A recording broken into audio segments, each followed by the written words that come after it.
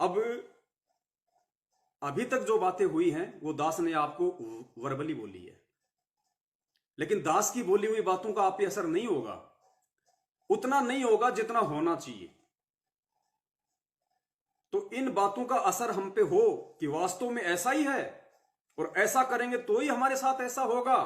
इन चीजों के लिए अब हम परमपिता परमेश्वर सतगुरु रामपाल जी महाराज जी के अनमोल सत्संगों का सहारा लेंगे, जिससे हमारा विश्वास 4 गुना ज्यादा बढ़ेगा और वास्तव में हमें दृढ़ निश्चय हो जाएगा कि वास्तव में जब तक हम इस तरीके से नहीं चलेंगे इस भक्ति मार्ग पे जो हमारे भगत भाई ने हमें बताई है, गुरुदेव के ज्ञान आधार से, गुरुदेव के सत्संगों का निष्कर्ष निकाल के, और यहां तो यथार्थ गुरुजी बोल रहे हैं, इन सत्संगों में बोल रहे हैं, जो हम आगे देखेंगे सुनेंगे कि भाई जब तक तुम इस लाइन को पार नहीं कर दोगे, जब तक तुम इतने समर्पित नहीं हो जाओगे, तब तक परमात्मा तुम्हारी मदद नहीं करेगा। भक्ति कर रहे हो उसका मिल जाएगा प्रतिफल, कोई दिक्कत नहीं। गधा बन के मिल जाएगा, कुत्ता बन के मिल जाएगा, इंसान बन के मिल जाएगा, मोक्ष नहीं मिलेगा। तो पुण्यात्मा, ये हमारा 20, 25, 30 साल का छोटा सा जीवन है, इस शीश को हम अपनी इच्छाओं को मार के और परमेश्वर को समर्पित कर दें, इससे बड़ा कोई चांस नहीं है। तो देखिए परमेश्वर ने हमें किस प्रकार से निर्देशित किया है इन सभी बातों के लिए। पहले तो दास आपको एक छोटी सी क्लिप, एक 3 मिनट का सत्संग है परमात्मा का, वो सुनाएगा सबसे पहले, ताकि आपको विश्वास हो कि वास्तव में ये बातें चाहे सतगुरु कहें साक्षात सामने बैठ के सत्संग के माध्यम से, या चाहे हमें सतगुरुदेव जी के जो वाणियां हैं, जो सत्संग है, जो किए हुए, जो रिकॉर्डेड जो सत्संग है, चाहे हमें उनके सत्संगों से सुनने को मिले, बात एक ही है। रति भर भी हमने मन में ये अविश्वास पैदा नहीं करना कि हम तो, हमारे को तो जब गुरुजी अपने मुख से ऐसा करने को कहेंगे तो ही हम करेंगे। नहीं, गरीब निर्गुण सरगुण एक है, दूजा ब्रह्म विकार। निर्गुण साहिब आप हैं, सतगुरु सरगुण संत विचार। गुरुजी ने बताया कि वो परमेश्वर निर्गुण रूप में सतलोक में बैठा हुआ है, लेकिन उसकी जो वाणियां हैं, उसके जो शब्द हैं, वो उस परमात्मा का सरगुण रूप है। उन वाणियों को साक्षात परमात्मा ही समझना चाहिए कि परमात्मा ही हमें आदेश दे रहे हैं। तो आज परमपिता परमेश्वर सतगुरु रामपाल जी महाराज जी कुछ समय के लिए शारीरिक रूप से आप और हमसे दूर है, लेकिन उनके सत्संग, उनकी वाणियां सरगुण रूप में आज हमारे बीच में हैं, साक्षात हैं। ये वाणियां, जैसे दास पहले भी बार बार आपको जिक्र करता है कि वर्तमान में हमारा यदि कोई असली गुरु है, गुरु जी के जेल में रहते सहते, तो केवल गुरु जी का ज्ञान ही हमारा असली गुरु है, सत्संग ही हमारा असली गुरु है। वर्तमान में वो सत्संग ही हमारा मार्गदर्शन कर सकता है, सत्संग ही हमें विपरीत परिस्थितियों से, धोखा खाने से बचा सकता है। क्योंकि गुरुजी जेल में हैं, परीक्षा ले रहे हैं, निर्देशित नहीं करेंगे। जिस प्रकार परीक्षा के हॉल में और एक टीचर अपने बच्चों को निर्देशित नहीं करता, वो ये देखता है जिस कदर मैंने इसको साल भर में पढ़ाया है, उस आधार से अब ये स्वयं अपना अवलोकन करे, अपना मूल्यांकन करे। मुझे तो केवल जैसा लिखेगा वैसा इसको पॉइंट देना है, मार्क देना है। ठीक इसी प्रकार पुण्यात्माओं, सतगुरु रामपाल जी महाराज जी जो हमारे टीचर हैं आध्यात्मिक, आज वो हिसार जेल में बैठे हैं, परीक्षा ले रहे हैं। हम इस 21 ब्रह्मांड रूपी इस परीक्षा हॉल में बैठे हैं और वो परमात्मा अपनी दिव्य दृष्टि से, वो अंतर्यामी मालिक वहां से देख रहा है, हमारी परीक्षा ले रहा है। और अब हमने उनकी इन वाणियों को आधार बना के, जो सरगुण रूप में हमारे समक्ष है, हमारे सामने है, हम दिन रात सुनते हैं, उनको साक्षात सतगुरु रामपाल जी महाराज जी ही समझ के हमने अपने जीवन में अमल करना होगा, उतारना होगा। तो देखिए परमेश्वर क्या कह रहे हैं कि अगर परमात्मा ना हो तो उनकी वाणियों को ही, उनके शब्दों को, उनके सत्संगों को ही परमात्मा समझना होगा। इसी प्रकार आज गुरु जी जेल में हैं, भार उनके सत्संगों को ही हमने एकमात्र आधार बनाना होगा अगर भक्ति मार्ग पे सफल होना है। तो ध्यान से सुनिए। उसको हमने परमेश्वर का को ही मानना, उसको परमेश्वर ही मानना चाहिए, क्योंकि परमात्मा आए थे, उन्होंने जो कुछ कहना सुनना था, हमारे को जो दिशा निर्देश देना था, वो देकर चले गए। यदि वो अब आ जाएंगे, सहशरीर यहाँ प्रकट हो जाएंगे, तो भी वही बात कहेंगे जो उन्होंने 600 वर्ष पूर्व अपनी सवसम वेद में कबीर। गुरु जी कह रहे हैं कि परमात्मा कबीर साहिब जी 650 साल पहले हमें अपने सत्संगों के माध्यम से, वाणियों के माध्यम से दिशा निर्देश और आदेश देख के चले गए। यदि आज वो परमात्मा आ जाएगा, सह शरीर आ जाए, वो प्रकट हो जाए। हालांकि यहाँ पे परमात्मा ने 2 संकेत कर दिए कि वो परमात्मा सह शरीर आ जाए, वो प्रकट हो जाए। तो सह शरीर आ गए संत रामपाल जी महाराज जी के रूप में, वो प्रकट भी हो गए। तो कहते हैं आज भी यदि वो परमात्मा यहां आ जाए तो वही बात कहेगा जो बातें वो आज से पहले अपने वाणियों में कह गए। तो हमने उन वाणियों को ही परमात्मा मानना है। ध्यान से सुनना। अब हमने जो परमात्मा यहाँ आकर के अपने उपदेश, अपना आदेश, संदेश जो हमें देकर चले गए थे, उसको हमने परमेश्वर का को ही मानना, उसको परमेश्वर ही मानना चाहिए। क्योंकि परमात्मा आए थे, उन्होंने जो कुछ कहना सुनना था, हमारे को जो दिशा निर्देश देना था, वो देकर चले गए। यदि वो अब आ जाएंगे, सह शरीर यहाँ प्रकट हो जाएंगे, तो भी वही बात कहेंगे जो उन्होंने 600 वर्ष पूर्व अपनी सवसम वेद में कबीर वाणी में, कबीर गिरे में बोली थी। इसके लिए परमात्मा गरीबदास साहिब ने भगवान की महिमा बताई है कि निर्गुण सरगुण एक है, दूजा भ्रम विकार। निर्गुण साहिब आप हैं, सरगुण संत विचार। परमात्मा हमारे समक्ष नहीं है, लेकिन उनके द्वारा दिए गए जो विचार हैं, जो उनकी वाणी है, वो सरगुण है, वो साक्षात उन्हीं को समझना चाहिए कि परमात्मा बोल रहे हैं। अब हम ये दास एक लाउड स्पीकर समझो। आप जी के समझ में आ गया होगा कि चाहे सतगुरु साक्षात बैठ के सत्संग करे, चाहे सतगुरु की वाणियां हमें निर्देशित करे, आदेशित करे, दोनों एक ही हैं, अलग नहीं समझना चाहिए। तो आगे हम देखेंगे कि सतगुरु किस प्रकार आज हमें अपने सत्संगों के माध्यम से निर्देशित कर रहे हैं, उन बातों के लिए जो बातें परमात्मा ने अपने दास के मुख से आप जियों तक पहुंचाई। पुण्यात्मा, बीच में अगर लाइव डिस्कनेक्ट हो जाए किसी कारण से, दास को लगता है अगर किसी कारण से डिस्कनेक्ट हो जाए तो हम पूरा संदेशा देने के लिए दोबारा से ज्वाइन होंगे। दास दोबारा से ज्वाइन होगा तो आप जी भी वापस जुड़ जाना यदि ऐसी नौबत आ गई तो आगे चलिए, हम थोड़ा शॉर्ट में लेके चलेंगे। तो आगे हम चलेंगे पुण्यात्माओं कि परमात्मा ने किस प्रकार अपने सत्संगों के माध्यम से बहुत पहले ही हमारे को निर्देशित कर दिया था। ये 2012 का सत्संग है, इसको आप ध्यान से सुनना। एक सेठ की कहानी है, लगभग 8 मिनट का सत्संग है, बहुत गौर से आपने सुनना है। और जहां जहां बीच में जरूरत पड़ेगी, परमात्मा दास को प्रेरणा करेंगे तो दास आप जियों को उस परमेश्वर के सत्संग का विश्लेषण करके बताएगा कि यहां परमात्मा हमें क्या समझाना चाहते हैं। ध्यान से सुनना। चिड़ी चोंच भर ले गई, एक एक शब्द। नदी न घट्यो नीर, दान दिए धन घटे नहीं, यूं कह रहे साहेब कबीर। परमात्मा अपना साइन कर रहे हैं, इस वाणी को बोल करके कह रहे साहेब कबीर के दान करने से धन नहीं घटेगा, ये नियम है परमेश्वर का। और दान सुपात्र को करे। गुरु बिन माला फेरते, गुरु बिन देते दान, गुरु बिन दोनों निष्फल हैं, चाहे पूछो वेद पुराण।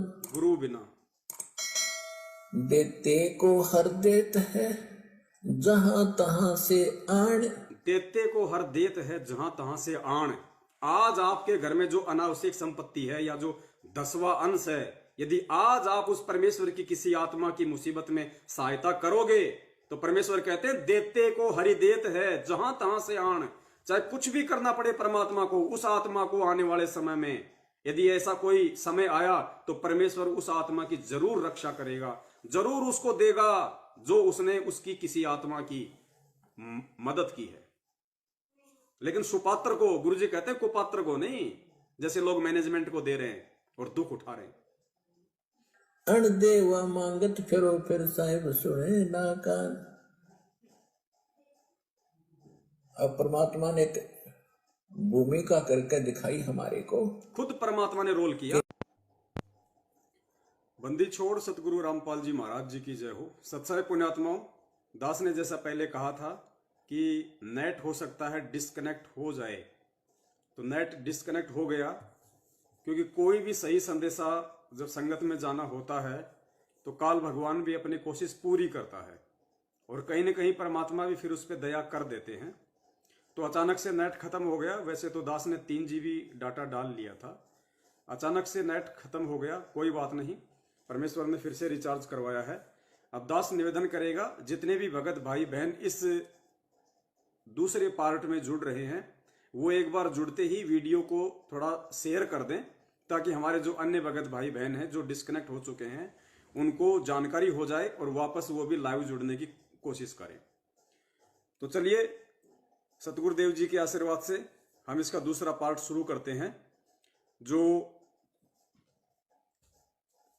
एक परमेश्वर की वाणी के ऊपर आज का हमारा लाइव संघ का समाधान था कि साईं इतना दीजिए जिसमें कुटुंब समाव, हम भी भूखे ना रहें साधु ना भूखा जाए। तो जो प्रथम पार्ट था वो लगभग 2 घंटे से ऊपर का बना है।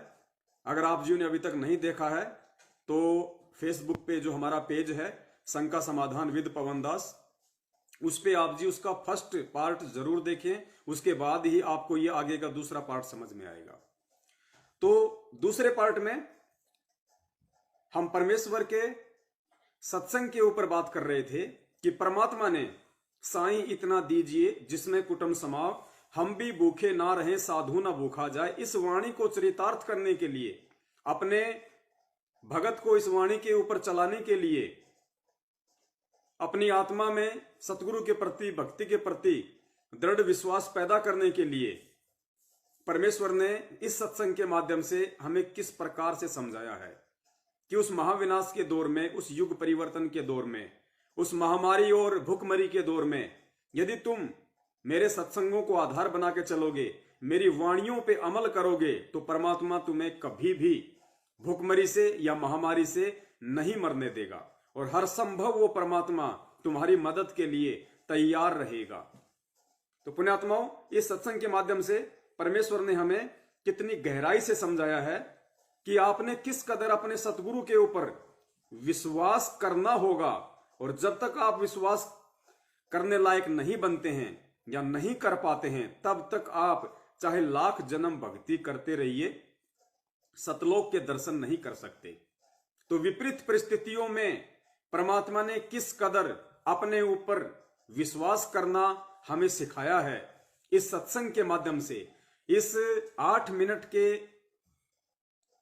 सत्संग को आपने बहुत ही ध्यान से सुनना है और इस सत्संग में परमेश्वर की बोली गई एक एक वाणी पे, एक एक शब्द पे आपने ध्यान केंद्रित करना है, और जहां बीच में जरूरत पड़ेगी परमेश्वर दया करेंगे, दास निष्कर्ष निकाल के आप जीवों को देता रहेगा। तो ध्यान से सुनिए इस सत्संग के एक एक शब्द को।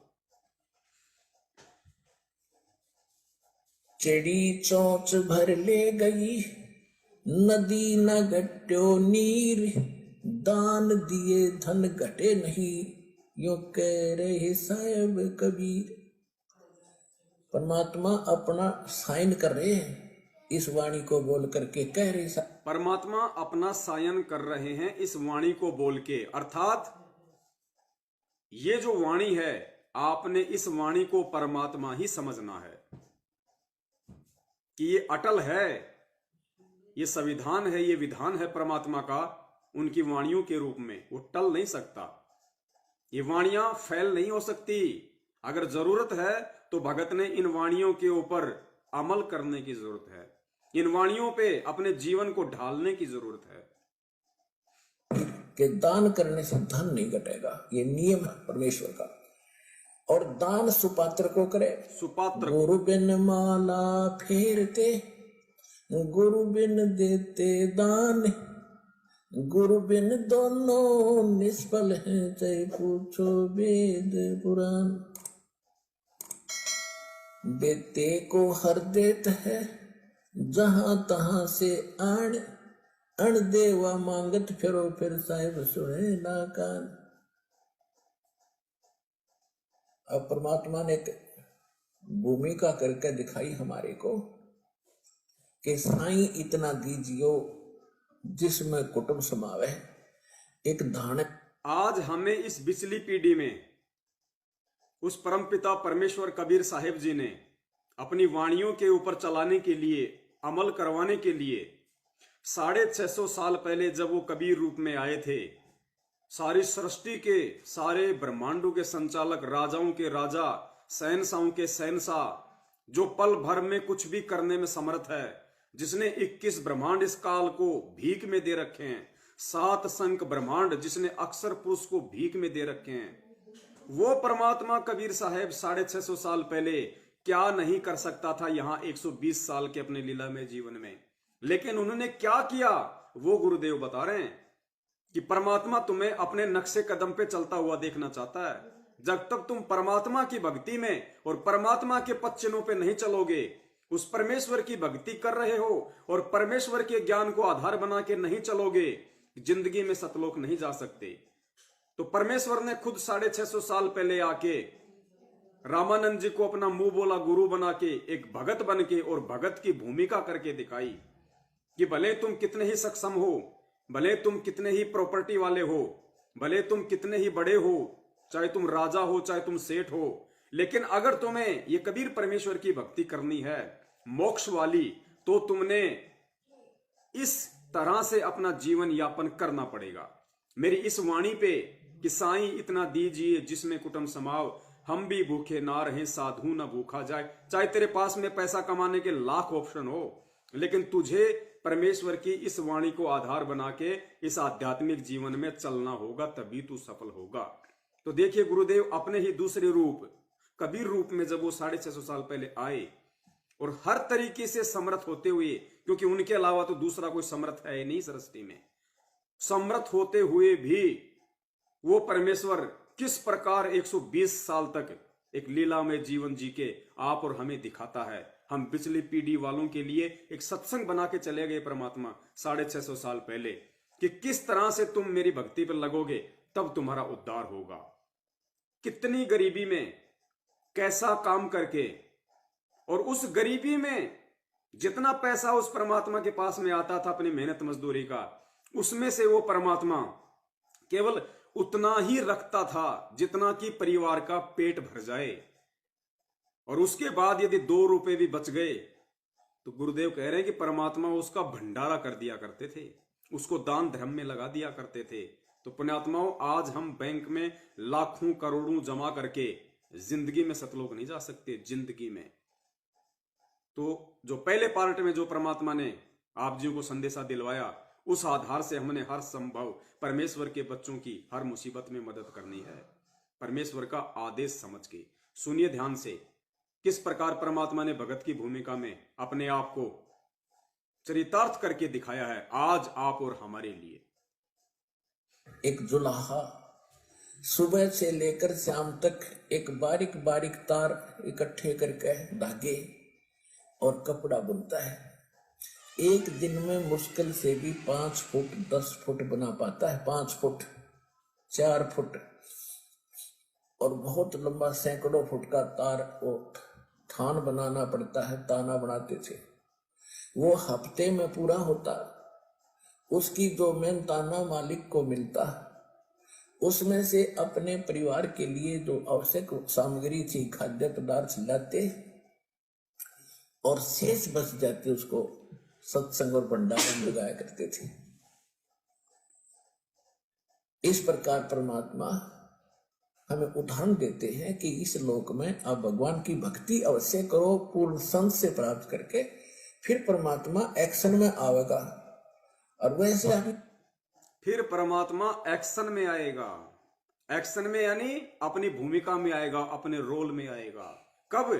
जब हम परमेश्वर के ज्ञान को आधार बना के, और जो भूमिका उस परमात्मा ने करके दिखाई वैसी भूमिका एक भगत के रोल में जब हम करेंगे, तब वो परमात्मा एक्शन में आवेगा।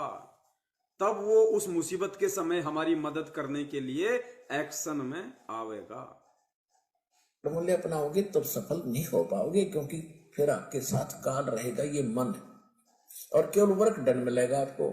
यहाँ वर्क से भी अलग मिलेगा आपको, किस्मत से भी न्यारा देगा परमात्मा, क्योंकि हम परमात्मा से कुछ और मांग ही नहीं रहे, इतना ही मांगते कि हमारी भक्ति बनी रहे और हमें कोई आवश्यक वस्तु का अभाव ना हो, बस इतना सा। अब जैसे ये सोचते हैं अपने बच्चों के लिए ये बना दूं वो बना दूं। एक लाला जी था, जो ये सोचते हैं भगत होके कि अपने बच्चों के लिए ये बना दूं, अपने बच्चों के लिए वो बना दूं, बच्चों को डॉक्टर बना दूं, बच्चों को कलेक्टर बना दूं, ऐसे भगतों के विषय में जो सतगुरु के भगत होके और ज्ञान को आधार ना बना के खाली देखा देखी में लगे हुए हैं, जो माया जोड़ने में लगे हुए हैं, आगे की प्लानिंग में लगे हुए हैं, उन भगतों के लिए संदेश दे रहे हैं परमात्मा। एक सेठ की कहानी सुनाते हुए, ध्यान से सुनना एक एक पॉइंट को। ये कहानी परमात्मा ने मनोरंजन के लिए नहीं सुनाई, ये कहानी परमेश्वर ने इसलिए सुनाई ताकि इस कहानी के अनुरूप तुम भी अपने आप को ढाल लो, इस कहानी के अनुसार अपने आप को सेट कर लो आने वाले समय के लिए या सतलोक चलने के लिए, अन्यथा दाव नहीं लगेगा। सेठ धनी, उसने अपने मुनीमों से एक दिन अपनी टोटल संपत्ति का, सारी संपत्ति का टोटल करवाया कि कितनी संपत्ति होगी। उन्होंने बताया जी इतनी होगी, मेरी कितनी पीढ़ी इससे निर्वाह कर सकती है। उन्होंने बताया कि जी आपकी 5 पीढ़ी तो बैठा खा सकती है, इतनी संपत्ति आपके पास धन है। अरे भले आदमियों, फिर छठी क्या खाएगी? वो छठी क्या खाएगी? और कुछ विधि बताओ। तो उन्होंने कहा जी साधु संत बताते हैं, उनके सत्संग सुनने चाहिए। तो सत्संग में बताया गया कि भाई दान करे, जो धन चाहे तो दान करे, और दान से धन घना मिलता है। और दान में जैसे साधु संत भक्तों को जो दान कराया जा वो ज्यादा लाभ देता है। जैसे यहाँ तो सारे साधु संत आते हैं, भगत असली भगत तो यहाँ आते। फिर भी जो भी जैसा मालिक के नाम पर कहीं के जंगलों में झोपड़ियों में बैठे थे साधु भगत, तो पिछले संस्कारी होते, पिछले पुण्य उनको प्रेरित करते हैं, तो वो कहीं ना कहीं बैठ कर राम राम करते ही रहते हैं। लेकिन भविष्य का चार्जर उनके पास है नहीं, पिछले पुण्यों उनके पास है, जिस कारण से प्रेरित होकर के इतना बड़ा फैसला लिया, जंगल में बैठे या कहीं भी कोई साधना कर रहे हैं। तो उनके पिछले पुण्य ही वहां फल रहे होते हैं। एक आधे को आशीर्वाद दे दे, उन्हें लाभ हो जाए, उसको रोटी मिल जाए, ऐसा चल रहा था इनका काम। तो एक साधु था और पति पत्नी थे दोनों। अब ध्यान से सुनना, ये संदेश हमारे लिए है। उनको मालूम था यहाँ भगत हैं। तो उस लाला जी ने क्या किया, सेठ ने सभी मुंशियों को कहा कि नौकरों को साथ लो और आसपास जितने भी साधु संत हैं सबको आटा दे आओ, किसी को जो मांगे खांड दावल चाल सब ले जाओ और दे के आओ। अब देते हुए आ रहे थे, उस भगत के यहाँ आए। उन्होंने कहा कि ले भगत जी, हमारे लाला जी ने आपके लिए एक सीधा भेजा है, यानी आटा चावल खांड नमक आदि। ये कथा बहुत ध्यान से सुननी है, हालांकि आपने कई बार सुनी होगी, लेकिन फिर भी आपने गौर से सुननी है। इस कथा में उस भगत और उसकी पत्नी के माध्यम से परमात्मा भगत समाज को क्या संदेश देना चाह रहे हैं। हर कथा का एक सार होता है, हर कथा का एक निष्कर्ष होता है। ये रागनीय नहीं है, ये तत्वदर्शी संत के सत्संग हैं। इनके हर एक शब्द में एक एक पॉइंट है, एक एक संकेत है। इस कहानी के माध्यम से परमात्मा पूरे भगत समाज को, अपने सभी भक्तों को क्या संदेश देना चाह रहे हैं कि वो जो भगत था जिसके पास में उस लाला के मुनीम सामान लेके गए थे, दाल चावल आटा चीनी, और वो भगत था, वो भक्ति कर रहा था, परमात्मा का भगत था, उसने क्या कहा, क्या जवाब दिया। ध्यान से सुनना उस चीज को। ऐसे भाव जब हमारे अंदर से होंगे उस परमेश्वर के लिए, उस परमेश्वर के प्रति, उसकी भक्ति के प्रति, तब पुण्यात्माओं कहीं इस बिचली पीढ़ी में भी जाके हमारा नंबर लगेगा सतलोक के लिए। आप ले लो। उसने अपनी पत्नी से कहा कि देखना कितना सामान अपने पास है। उस भगत ने जब लाला जी के मुनीमों ने कहा कि भाई हमारे सेठ जी ने दाल चावल आटा चीनी भेजी है, सबको दे रहे हैं, तुम भी ले लो, तो उसने भिखारियों की तरह हाथ आगे नहीं कर दिए कि लाओ जी लाओ लाओ लाओ लाओ, हो बहुत अच्छे, दया परमात्मा की, मेरी तो मालिक ने सुन ली, भगवान ने सुन ली, लाओ जी लाओ लाओ लाओ, दे जाओ 15-20 दिन का, ये नहीं कहा उसने। उसने अपनी पत्नी से कहा कि देख जरा घर में कितना सामान है, एक एक पॉइंट को ध्यान से सुनना, हमने भिखारी नहीं बनना इस कदर, जिस कदर ये मैनेजमेंट बना हुआ है। चाहे कोई किस्तों में दे दे ज्योति पाठ का पैसा, चाहे नगद दे दे, कैसे भी दे दे, चाहे अनाज दे दे, और आप लोगों को भी वही शिक्षा दे रहा है आने वाले समय में वैसा ही आचरण करने की। तो ध्यान देना सेठ ने अपनी पत्नी से क्या कहा और आगे क्या वार्ता होती है। देखना, खांड दावल चाल सब ले जाओ और दे के आओ। अब देते हुए आ रहे थे, उस भगत के यहाँ आए, उन्होंने कहा कि ले भगत जी, हमारे लाला जी ने आपके लिए एक सीधा भेजा है, यानी आटा चावल खांड नमक आदि दाल, आप ले लो। उसने अपनी पत्नी से कहा कि देखना कितना सामान अपने पास है। उसने कहा जी शाम का है, दिन में गए थे, शाम का हमारे पास है। शाम का है, कहा जी। उन्होंने कह दिया भी हम नहीं लेते, हमारे पास शाम का सामान है। तो उस कहने लगे रे भगत, फिर कल भी खा लियो। बोला कल की कल देखी जाएगी, कल अब की नहीं कल लिया। देखी जाएगी। बोले कमाल की बात है। उन्होंने नहीं लिया तो वापस लेकर आ गए। वो सेठ ने पूछा तुम देकर क्यों नहीं आए? वो एक और वहां भी था, उसने गिन रखे थे, सारे गिनवा। उस भगत ने कहा अपनी पत्नी से कि देख घर में कितना राशन है। उसने कहा जी शाम शाम का तो है, आज शाम तक हम खाना खा सकते हैं। तो मुनिमों ने कहा, जब उसने कहा कि साहब आज शाम का है, तो भगत ने मना कर दिया उन सेठों को। बोला नहीं जी हमें नहीं चाहिए। देखो कितना विश्वास होना चाहिए, कितनी दृढ़ता होनी चाहिए। हालांकि वो नकली भक्ति करता था, वो पूर्ण परमेश्वर का भगत नहीं था, वो तत्व ज्ञान से परिचित नहीं था, लेकिन वो किसी जन्म का संस्कारी व्यक्ति था, परमेश्वर की शरण में रहा था। वो गुण, वो भक्ति गुण उसके अंदर थे। इसलिए उसने कहा कि भाई हमारे पास शाम शाम का आटा है, शाम शाम का खाना हम खा सकते हैं।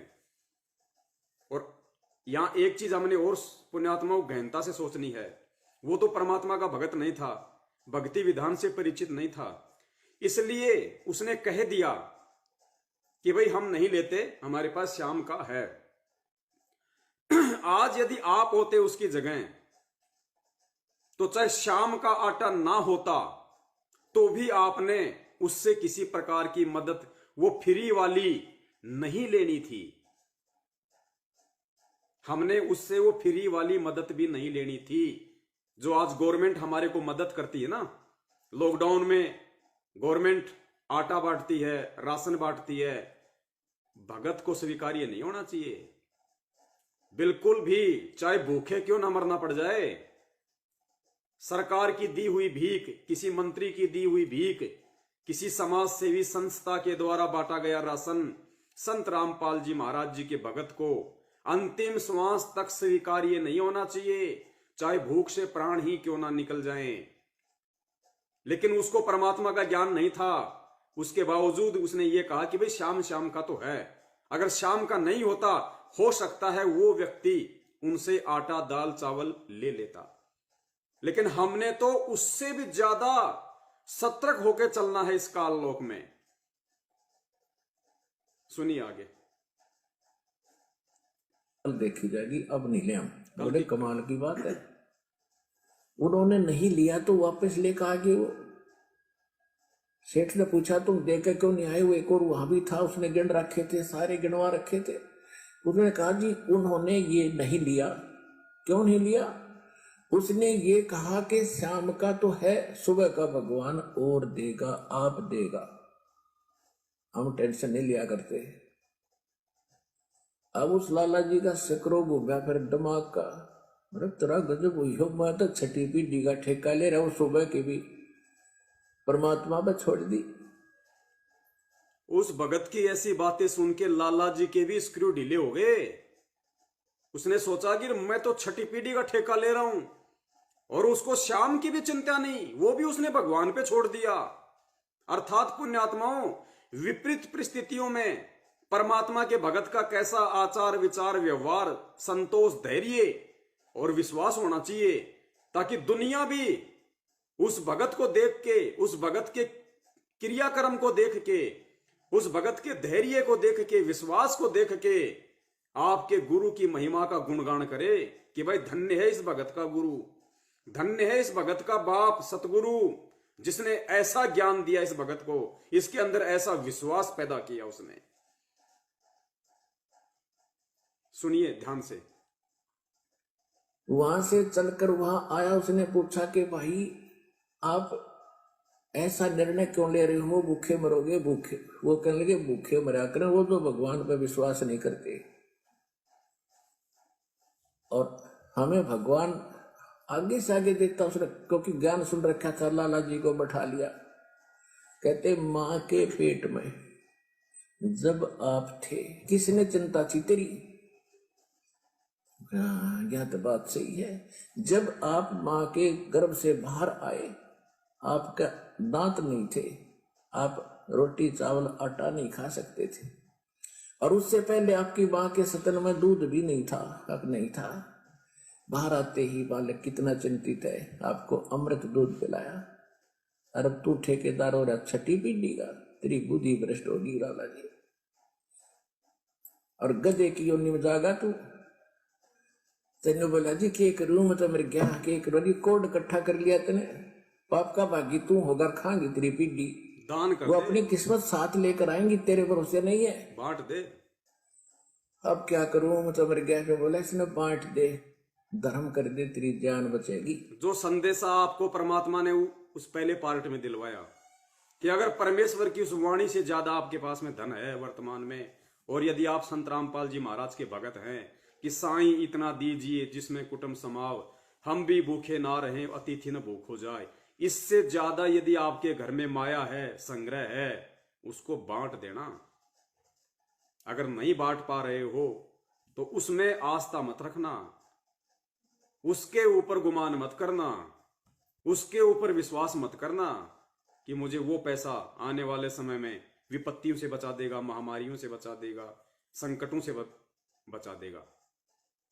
बिल्कुल नहीं। जितना हो सके भगत भाई बहनों की सोच समझ के मदद कर देना। तब उस लाला जी ने वो भंडारा शुरू किया, धन भी नहीं बचेगा तेरा। तो कहने का भाव यह है पुण्यात्मा, हम अब देखना परमात्मा अपने स्तर पे गुरुदेव इस कहानी का क्या सारांश बता रहे हैं कि जब तक हम इस तरीके से अपने जीवन को नहीं ढालेंगे अध्यात्म में, जब तक हम इस तरीके से परमात्मा के प्रति पूर्णतया समर्पित नहीं होंगे, और जब तक हम इस लाइन को पार नहीं कर जाएंगे, तब तक परमात्मा ऐसी परिस्थितियां एक भगत के सामने बार बार पैदा करेगा। जिस प्रकार पुण्यात्माओं, बच्चा 8वीं कक्षा में पास नहीं हो रहा तो बच्चे को दोबारा से 8वीं में ही एडमिशन लेना पड़ेगा, फिर से उसको परीक्षा देनी पड़ेगी। फिर फेल हो गया तो 9वीं में नहीं जाएगा, फिर से उसको 8वीं में, फिर उसको 8वीं की परीक्षा देनी पड़ेगी। जब तक वो 8वीं की परीक्षा को पार नहीं कर लेगा, आगे की क्लास में नहीं जा सकता। ठीक यही स्थिति अध्यात्म में समझ लेना। जब तक आप परमेश्वर की एक एक वाणी के ऊपर सोने की तरह खरे नहीं उतर जाओगे, तब तक आप सतलोक के अधिकारी नहीं बन सकते। अब परमेश्वर क्या निष्कर्ष बता रहे, ध्यान से सुनना। हम तो बहुत लंबा चौड़ा हिसाब लाए बैठे हैं, और एक पल का भरोसा नहीं। देखो, अंत में आपने इस स्थिति में आना पड़ेगा। अंत में आपने इस स्थिति में आना पड़ेगा। कौन सी में? साईं इतना दीजिए जिसमें कुटुंब समाव, हम भी भूखे ना रहे अतिथि न भूखा जाए। आज इसी वाणी के ऊपर हमारी साध संगति चल रही है। गुरुदेव कहते हैं अंत में आपने इस स्थिति में आना पड़ेगा। चाहे आप करोड़पति हो, चाहे लखपति हो, चाहे फैक्ट्री के पति हो, आपको इस स्थिति में आना पड़ेगा। ने इस स्थिति में आना पड़ेगा, और जिस स्पीड पर आप चले उसका कोई अंत नहीं। आज किसी के पास एक प्लाट है और थोड़ा सा जुगाड़ होते तो सोचे एक और लूं, और फिर और जुगाड़ हो जाते एक और लूं, वहां थोड़ा सा ठीक मिल रहा है, रेट ज्यादा होने वाले हैं, वहां भी दाव लग गया तो 30 चौथा और दूसरे शहर में ले लूं, इतने मृत्यु हो जाएगी, और फिर कुत्ता बनकर वहां घूमा करेगा, शहर से पट्टी करता। ये 8 मिनट का सत्संग आपने सुना पूज्य गुरुदेव जी का, कितना गहरा निचोड़ परमात्मा ने निकाल के रख दिया। ये परमात्मा का सत्संग है। लाखों की संगत को सामने बैठा के परमात्मा ने बरवाला आश्रम में सत्संग किया था। किसके लिए? हम भक्तों के लिए। इस कथा के माध्यम से क्या समझाना चाहा परमात्मा ने? कि आपने अपने गुरुदेव के पद चिन्हों पे चलना पड़ेगा। आप जिसको अपना परमात्मा मानते हो, आपने उनके पद चिन्हों पे चलना पड़ेगा। एग्जाम्पल परमात्मा ने दे दिए 650 साल पहले आके, एक भगत का भूमिका करके किस प्रकार सारी सृष्टि का रचनहार होके एक गरीब जुलाई की भूमिका करी। एक झोपड़ी में रहा परमात्मा, झोपड़ी में, हैंड टू माउथ, बड़ी मुश्किल से परिवार का गुजारा कर पाता था परमात्मा। और उसमें भी अगर कुछ बच जाता था, परमात्मा घर पे नहीं रखते थे उस पैसे को। पुण्यात्मा, ये पॉइंट है, एक एक पॉइंट को अपने जीवन में उतारना पड़ेगा। परमात्मा एक भी पैसे को अपने घर में नहीं रखते थे। गुरुजी कहा कि जितनी घर में जरूरत थी राशन की, अपना राशन खरीदा, उसके बाद अगर 1 रुपया बच गए, अगर 2 आने बच गए उस समय की कमाई के अनुसार, तो परमात्मा उस 2 आने को घर में नहीं रखते थे, उस जहर को अपने घर में नहीं आने देते थे। वो जहर था, जहर, माया, काल, परमात्मा उसका भंडारा कर देते थे, उसको बांट देते थे। और फिर जब आने वाले समय में उस भगत के ऊपर आपत्ति आई, उस कबीर परमेश्वर के ऊपर जो भगत के रोल में था, जब उसके ऊपर आपत्ति आई, लोगों ने उसको नीचा दिखाना चाहा, लोगों ने उसको बेइज्जत करना चाहा, और शेख तकी ने 18 लाख साधु संतों को झूठी चिट्ठियां लिख लिख के काशी में भंडारे के नाम पे इकट्ठा कर दिया।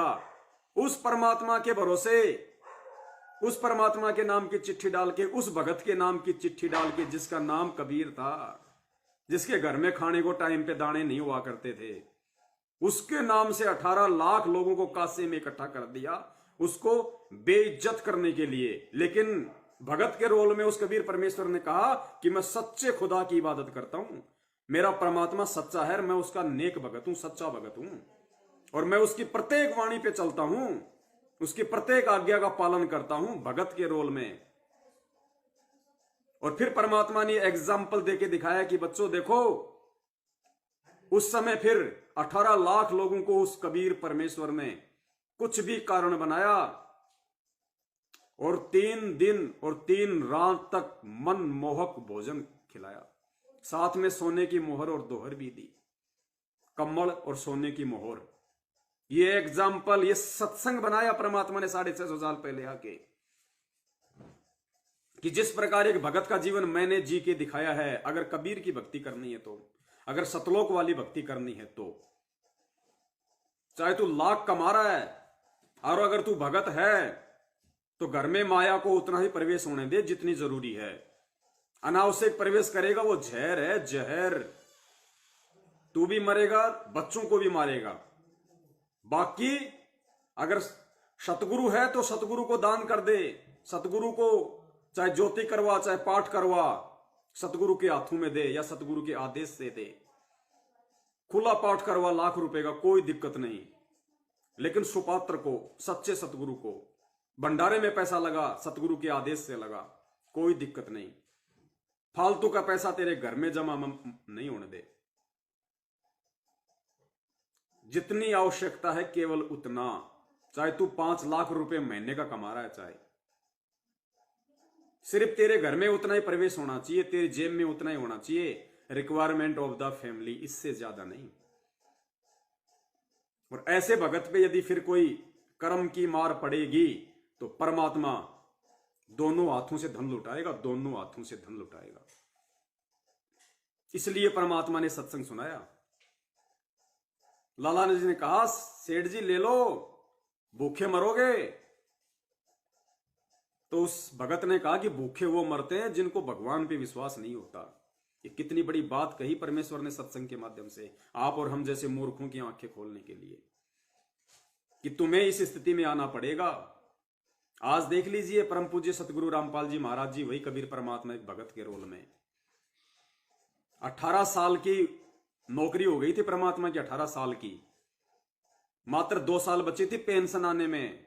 40-50 हजार रुपए पेंशन होती जूनियर इंजीनियर की। परमात्मा ने पेंशन भी नहीं ली, जानबूझ के ये उदाहरण पेश करने के लिए कि मैं पेंशन के भरोसे नहीं हूं, मैं परमेश्वर के भरोसे हूं।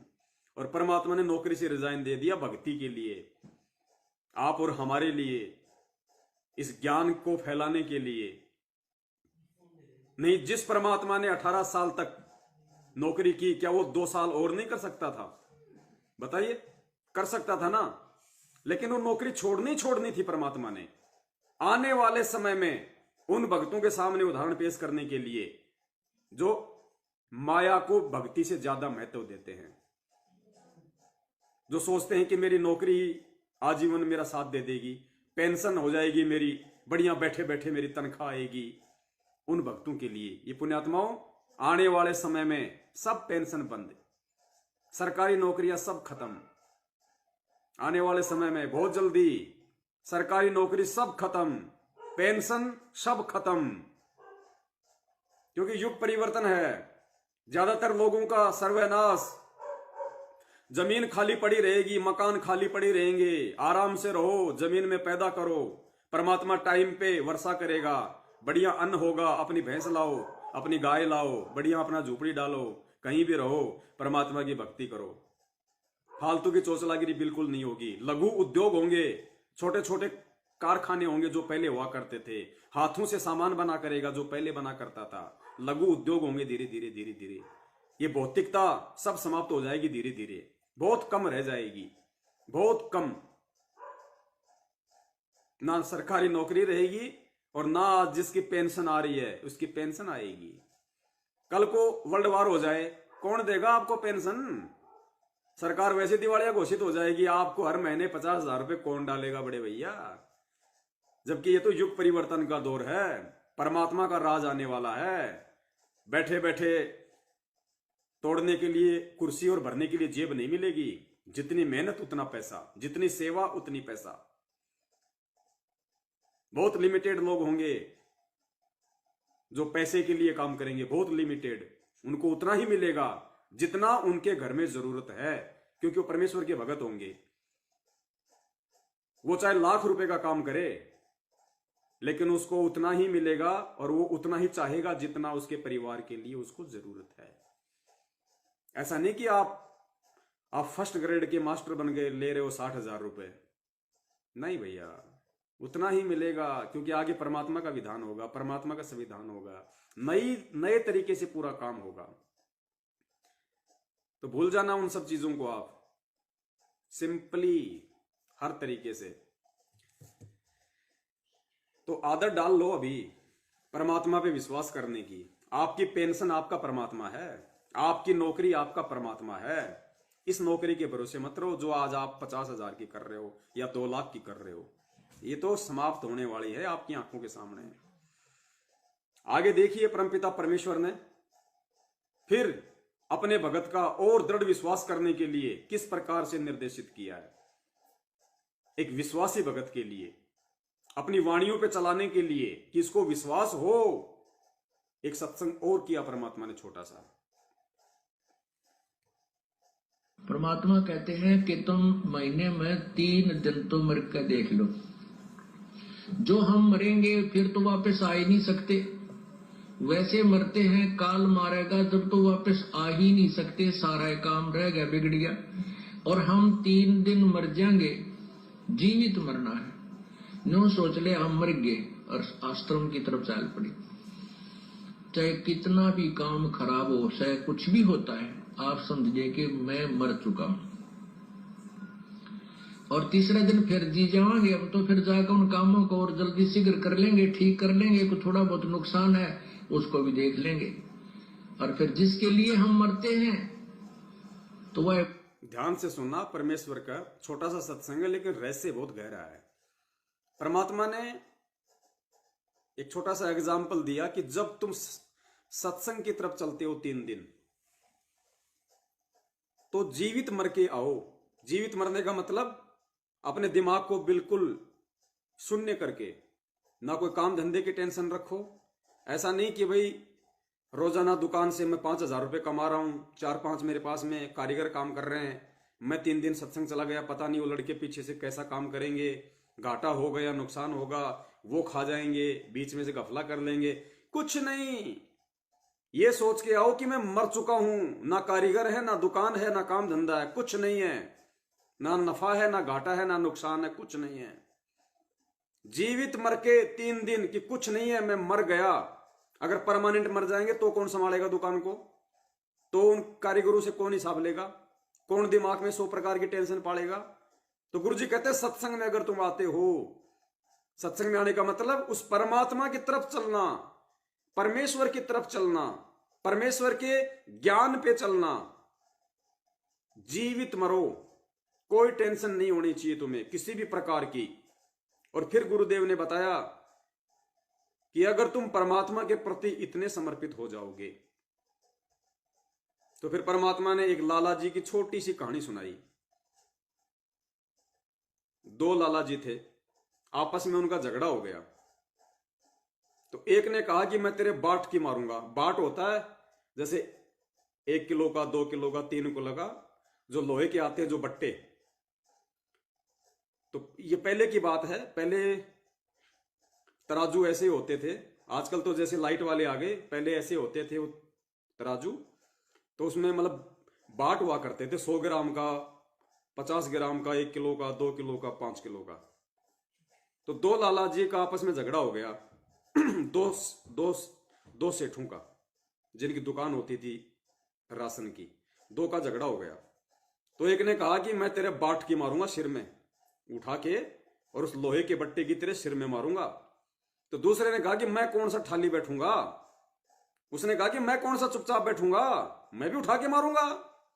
तो परमात्मा यहां कहना चाह रहे हैं, अगर तुम परमात्मा के लिए जीवित मरोगे तो परमात्मा कौन सा ठाली बैठेगा। तुम्हारे पीछे से सारे काम संवारने के लिए तुम्हारे से पहले तुम्हारे घर पे पहुंच जाएगा परमात्मा। सुनना परमेश्वर का सत्संग। आश्रम की तरफ चाल पड़ी। चाहे कितना भी काम खराब हो, चाहे कुछ भी होता है, आप समझिए कि मैं मर चुका हूं। और तीसरे दिन फिर जी जाएंगे, अब तो फिर जाकर उन कामों को और जल्दी शीघ्र कर लेंगे, ठीक कर लेंगे। कुछ थोड़ा बहुत नुकसान है उसको भी देख लेंगे। और फिर जिसके लिए हम मरते हैं तो वह बात से वो के फिर ठाली बैठेगा।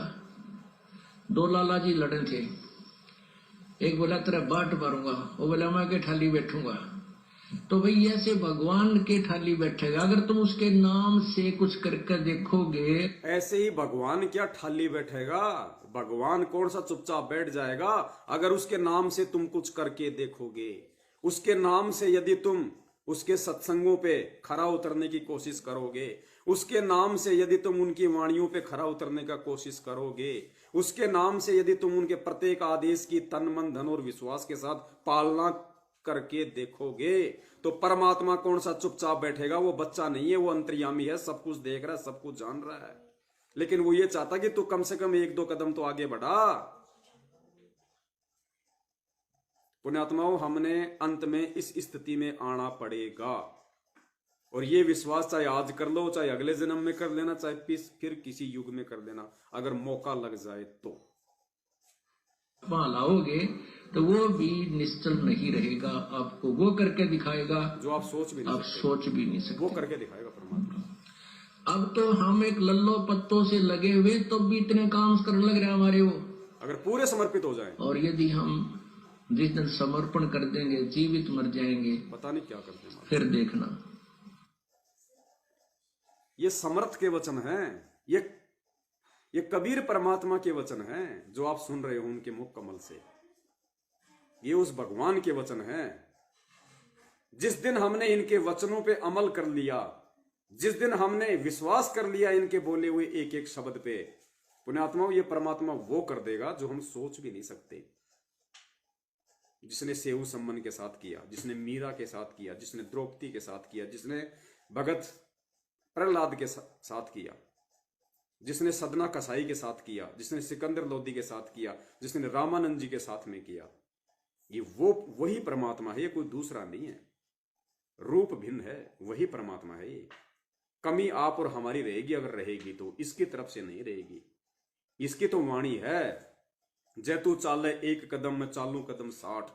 तू अगर एक कदम मेरे वाणी पे चलेगा, मेरे सत्संग पे चलेगा, मेरे सत्संग को आधार बना के मेरे मार्ग पे चलेगा एक कदम, तो परमात्मा कहते हैं मैं तेरे लिए 60 कदम चलूंगा। 60 कदम, ये समर्थ का वचन है, फैल नहीं हो सकता, चलेगा। जय तू चाले एक कदम मैं चालू कदम 60, जय तू हो जा काठ का मैं हो जाऊं लोहे की लाट। और हम भगत कहते हैं संत रामपाल जी महाराज जी का। भगत जी शादी में चला गया था, नाम टूट गया। क्यों भाई, क्या करूं भगत जी, परिवार वाले दबाव देने लग गए। ये लो जी, कि भक्ति कर रहे हो, ड्रामा कर रहे हो भाई, हैं? भगत जी, हनुमान जी का प्रसाद था, घर वालों ने जबरदस्ती खिला दिया। अरे कैसे खिला दिया? तूने खाया है, जबरदस्ती खिलाया नहीं, तूने खाया है। कब भक्त बनेंगे फिर, कब भक्ति करेंगे? शरीर छूटने के बाद फिर कुत्ते बनेंगे, फिर खाना उन देव देवताओं का चढ़ावा, उनके मंदिरों पे जा जाके खूब खाना, और नीचे उतरते समय गुरुजी कहते हैं फिर पेशाब की धार भी मारना उनके ऊपर। कब भाई, कौन से जन्म में करेंगे फिर? इससे बढ़कर समय दोबारा नहीं आएगा, ये अंतिम दाव है। कल्प युग फिर मौका नहीं मिलेगा, कल्प युग। भगत जी, मेरी पत्नी नाराज हो गई, बोले या तो बाबा रामपाल जी की भक्ति कर ले या मेरे को घर में रख ले। भगत जी, मैं क्या करूं? अरे करना था तेरे को नालायक, ये मौका था, ये तेरी परीक्षा थी। परमात्मा ये देख रहा था, इस गधे को इतना ज्ञान सुनने के बाद भी इसको पत्नी ज्यादा जरूरी है या इसको परमात्मा ज्यादा जरूरी है। वो मौका था, नुक्ता था, नुक्ता। अगर पार हो जाता, अगर हिम्मत कर लेता कि भगवान 320 बार चली जा, कोई बड़ी बात नहीं है, ये परमात्मा बार बार नहीं मिलता, तू तो बहुत बार मिल जाएगी। आज स्त्री योनि में है, कल को तू मेरे को कुतिया की योनि में मिल जाएगी। ये परमात्मा नहीं मिलेगा मुझे। भगवान शौक से जा और कपड़े लत्ते सब ले जा, बाल बच्चों को ले जा, अगर तेरा अकेले का मन नहीं लगे तो। परमात्मा को नहीं छोड़ सकता मैं। फिर परमात्मा कहते नुक्ते ऊपर रीजेगा रे, तेरे करोड़ कर्म जड़ जाएं। ऐसी पुण्य आत्मा और ऐसा यदि कोई संघर्ष करता है इस भक्ति मार्ग में, इतना दृढ़ हो जाता है, परमात्मा कहते हैं तेरे करोड़ों जन्मों के पाप कर्म परमात्मा चुटकियों में भस्म कर देगा, चुटकियों में। ये वो भक्ति है पुण्यात्माओं। लेकिन हम भी तो आगे बढ़े हैं, हम परमात्मा को खींच रहे हैं, हम आगे जा नहीं रहे। ये वो भक्ति है। एक छोटा सा सत्संग और सुनिए परमपिता परमेश्वर जी का, इसी विश्वास को लेके। गुरु जी कहते हैं चाहे तेरे को सब कुछ सर्वनाश होता दिखाई दे, विश्वास करके देख ले एक बार।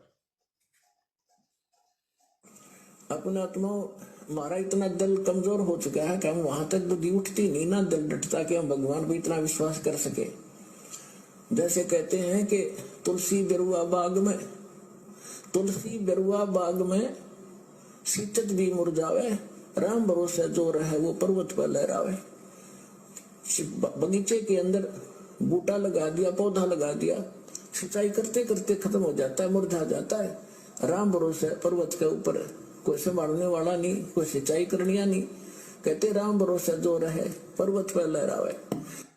गुरु जी ने एक वाणी का हवाला दिया कि तुलसी बिरुआ बाग में सींचत भी मुरझावे, राम भरोसे जो चले वो पर्वत पे लहरावे। गुरु जी कहते हैं बागवान छोटे छोटे पौधे लगाता है, पानी डालता है, खाद डालता है, आवारा पशुओं से उसकी रक्षा करने के लिए चारों तरफ पता नहीं क्या क्या 100 प्रकार के यत्न करता है, बाढ़ लगाता है, फिर भी वो पौधे मुरझा जाते हैं।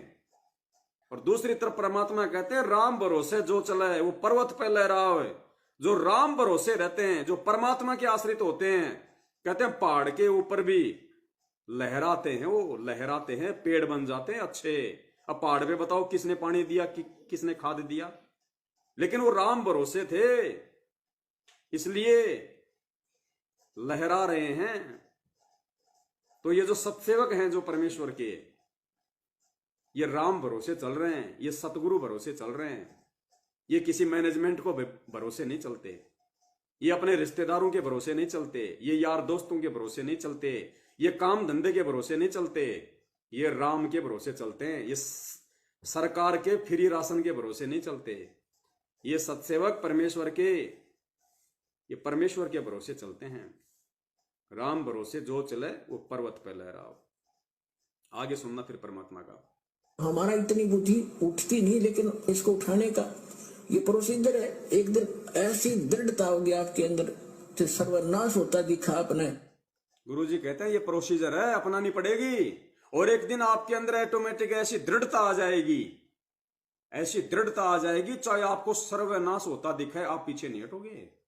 सर्वनाश होता दिखे मतलब वो युग परिवर्तन का समय, घोर संकट का समय, चाहे कुछ भी हो जाए आप पीछे नहीं हटोगे। और जब आप पीछे नहीं हटोगे तो परमात्मा के तो पीछे रहने का सवाल ही पैदा नहीं होता। शीतत भी मुरझावे, राम भरोसे जो रहे वो पर्वत पर लहरावे। बगीचे के अंदर बूटा लगा दिया, पौधा लगा दिया, सिंचाई करते करते खत्म हो जाता है, मुरझा जाता है। राम भरोसे पर्वत के ऊपर कोई संभालने वाला नहीं, कोई सिंचाई करनिया नहीं। कहते राम भरोसे जो रहे पर्वत पर लहरावे। तो हमारा इतनी बुद्धि उठती नहीं, लेकिन इसको उठाने का ये प्रोसीजर है। एक दिन ऐसी दृढ़ता होगी आपके अंदर कि सर्वनाश होता दिखा आपने। आप दृढ़ रहना भगवान के ऊपर, फिर देखना दृढ़ रहना, ऐसा बादल टल जाएगा, दुख का कोई सोच भी नहीं सकते। ऐसा बादल टल जाएगा।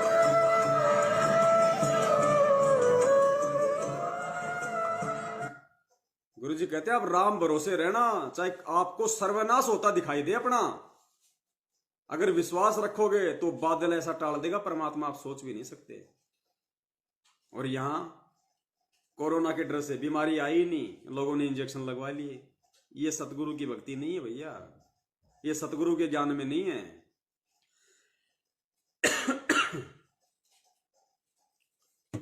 तो पुण्यात्माओं,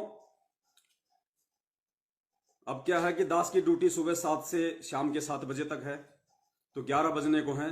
4-5 घंटे की नींद भी जरूरी है। और दूसरी, दास आप जियों से ये विनती करता है, प्रार्थना करता है कि दास अब पहले की तरह इतना समय नहीं दे पाएगा, जो ऑडियो वीडियो वगैरह है, वीडियो वगैरह बनाना, अपलोड करना। तो परमात्मा ने ऑलरेडी बहुत सारी वीडियो फेसबुक पे अपलोड करवा रखे हैं। दास का जो ग्रुप है फेसबुक पे, आप हिंदी में सर्च करोगे शंका समाधान पवन दास के साथ, तो दास का फेसबुक का जो ग्रुप है उसमें हजारों की संख्या में साध संगति के वीडियो हैं, लाइव शंका समाधान की वीडियो हैं। और फेसबुक पे ही यदि आप अंग्रेजी में सर्च करोगे शंका समाधान विद पवन दास, तो ये नया फेसबुक पेज है जिसपे हम लाइव चल रहे हैं। इसमें भी परमात्मा ने बहुत सारे वीडियो अपलोड करवा दिए हैं। तो अब आप जी इन्हीं को आगे से आगे शेयर करते रहें, भगत भाई बहनों तक पहुंचाते रहें। बाकी बीच बीच में दास के पास ऑलरेडी जो हजारों की संख्या में और वीडियो जो हैं, दास उनको भी अपलोड फेसबुक पेज के ऊपर करता रहेगा। और आप जियों की शेयर करने की सेवा है, आप शेयर नहीं करेंगे तो लोगों को मालूम नहीं पड़ेगा। तो ये हमारी ड्यूटी है, हमारी सेवा है। और पुण्यात्माओं, ये ही सेवा है और कोई सेवा नहीं है।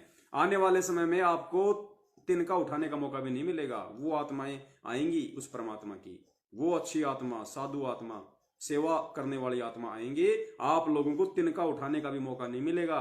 ये सेवा आज है, ये साध संगति वाली, हमारे भटके हुए भगत भाई बहनों को सही मार्ग पे लाने की, समझा के ये वीडियो भेज भेज के, ताकि उनकी बुद्धि खुले। आप देखते हो आए दिन दास के पास फोन आते हैं, आप लोगों के पास भी फोन आते हैं, रो रो के कहते हैं कि भगत जी आपके वीडियो नहीं मिलते तो हम तो नरक में जा रहे थे, हम गुरु जी के ज्ञान को बिल्कुल भी नहीं समझ पा रहे थे। बहुत सारे लोग जो बरवाला कांड के बाद में भक्ति छोड़ चुके थे, आज वो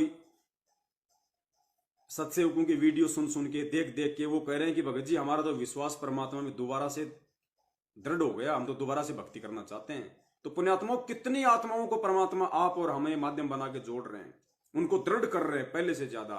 इससे बड़ी सेवा और कोई नहीं है। मैनेजमेंट सेवा नहीं कर रहा, मैनेजमेंट सेवाओं के नाम पे ठगी कर रहा है, लूट रहा है लोगों को, अपने कर्म बिगाड़ रहा है, दूसरों के कर्म बिगाड़ रहा है। तो हमने ज्यादा से ज्यादा भगत भाई बहनों तक सोशल मीडिया पे ये मौका दिया परमात्मा ने, ये सोशल मीडिया का हमने इसी तरीके से फायदा उठाना है। ज्यादा से ज्यादा को हमने शेयर करना है, लोगों तक हमारी बात पहुंचानी है। चाहे व्हाट्सएप पे आपके जितने भी भगत भाई बहनों के नंबर हैं वो सब पे शेयर करो, पर्सनली ये लिंक सब पे शेयर करो। आप 20 को भेजोगे, 5 की आंखें परमात्मा जरूर खोलेगा, क्योंकि सारे लोग जानबूझ के मैनेजमेंट के पीछे नहीं लग रहे। बहुत सारी आत्माएं अनजाने में लग रही, उनको मालूम भी नहीं अभी तक। जिन्होंने नाम ले लिया और आज तक ये नहीं पता कि मेरा गुरु जेल में है, आश्रम में है, तो सोचो कितनी भोली आत्माएं हैं वो। जब उनको सच्चाई का पता चलेगा तो वो क्यों नहीं संभलेंगी। तो हमने सेवा में पीछे नहीं हटना है। और दास अब थोड़ा सा बिजी हो गया, क्योंकि समय ऐसा है, देश काल और परिस्थिति के अनुसार हमने चाहे मजदूरी करनी पड़े, चाहे हमने हमारा खुद का काम करना पड़े, चाहे कोई व्यापार करना पड़े, हम परमेश्वर के बच्चे हैं। हमारे को कोई शर्म, कोई लाज, कोई शंका नहीं होना चाहिए।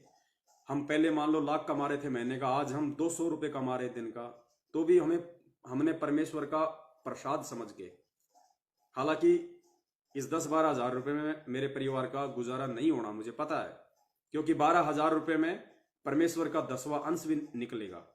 वो 10वां अंश मैं अपनी रसोई में काम नहीं ले सकता, वो मैं भगत भाई बहनों की ही मदद करूंगा अगर परमेश्वर ने निमित्त बनाया तो।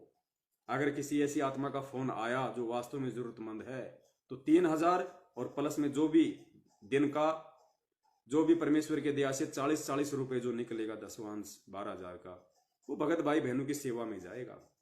दूसरी बात, यदि दास से ज्यादा यदि और किसी भगत भाई बहन की जरूरत है, तो पुण्यात्माओं जो पैसा परमात्मा दास को इस नौकरी से दिलवाएंगे वो उस भगत भाई को जाएगा पहले। मुझे अपनी टेंशन नहीं है उस परमेश्वर के ज्ञान आधार से कि मेरे परिवार में राशन आएगा या नहीं आएगा, मकान किराया दिया जाएगा या नहीं दिया जाएगा। हाथ जोड़ लेंगे, अगर मेरे से ज्यादा अगर उसकी प्रॉब्लम है तो वास्तव में तो जो सैलरी का पैसा है वो भी आदि या जैसा भी है वो उसको जाएगा। परमेश्वर ने हमें सत्संग सुना रखे हैं।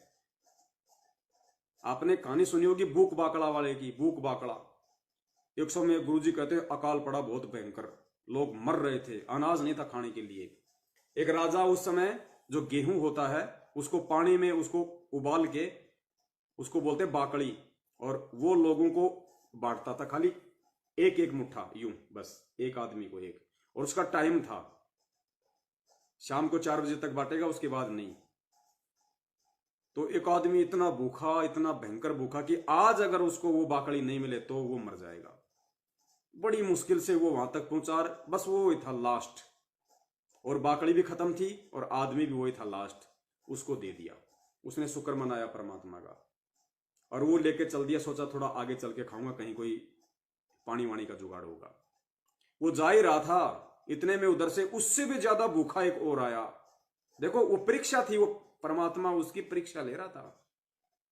उससे भी ज्यादा भूखा आया, और वो इतना भूखा उसको अगर 2 मिनट में नहीं मिले तो वो प्राण छोड़ेगा।